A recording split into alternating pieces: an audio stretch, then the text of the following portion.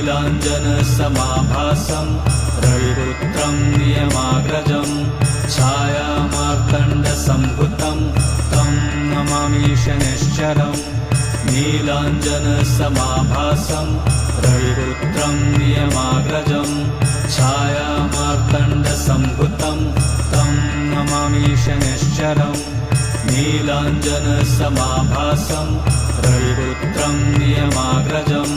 छायामार्तण्डसम्भुतं तं नमामि शनैश्चरम् नीलाञ्जनसमाभासं रविपुत्रं नियमाग्रजं छायामार्तण्डसम्भुतं तं नमामि शनैश्चरम् नीलाञ्जनसमाभासं रविपुत्रं नियमाग्रजं छायामार्तण्डसम्भुतं